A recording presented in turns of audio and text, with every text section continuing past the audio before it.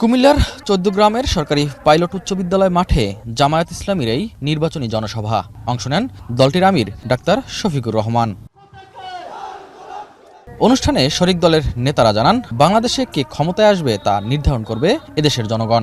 ৭২ থেকে ২৪ সাল পর্যন্ত বাংলাদেশের কায়েমি স্বার্থবাদী রাজনৈতিক গোষ্ঠীগুলো শাসনের নামে শোষণ করেছে।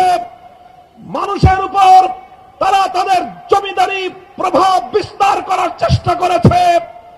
তারা বাংলার মানুষের অধিকার খর্ব করে, ক্ষুণ্ণ করে বাংলাদেশে গুন্ডামি আর সন্ত্রাসের রাজনীতি বাস্তবায়ন করেছে।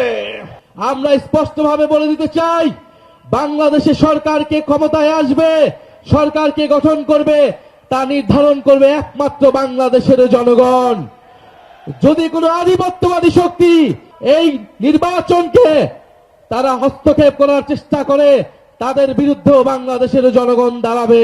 প্রধান অতিথির বক্তব্যে জামায়াত আমির জানান, দলের ভিতরে দলকে হজম করা নীতিতে বিশ্বাস করে না জামায়াত ইসলামী। একজন সাধারণ নাগরিকের কোনো একটি অপরাধের জন্য যে বিচার হবে, দেশের প্রেসিডেন্ট প্রধানমন্ত্রী তিনি যদি সমান অপরাধ করে থাকেন তাকেও ছাড় দিয়ে কথা বলা হবে না।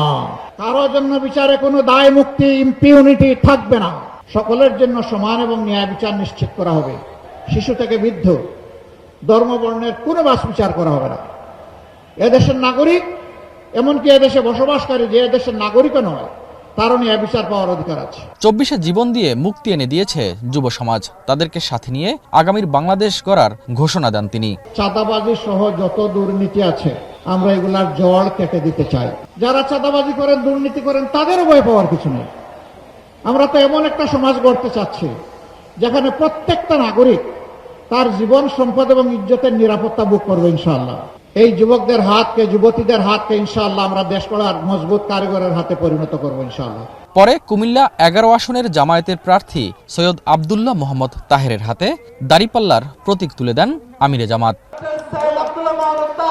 সারা দেশে মোট ১৩ কোটি ভোটারের প্রায় অর্ধেকই তরুণ, যারা আগামী নির্বাচনের সমীকরণ পাল্টে দিতে পারে। সেই বিশাল ভোট ব্যাংকের পাশে চাইলেন জামায়াতের আমির। বলেন, ক্ষমতায় গেলে তরুণদের হাতে তুলে দেওয়া হবে দেশের ভবিষ্যৎ। এস এম আরিফ, মাই টিভি, সরকারি পাইলট উচ্চ বিদ্যালয়, ১৪ গ্রাম।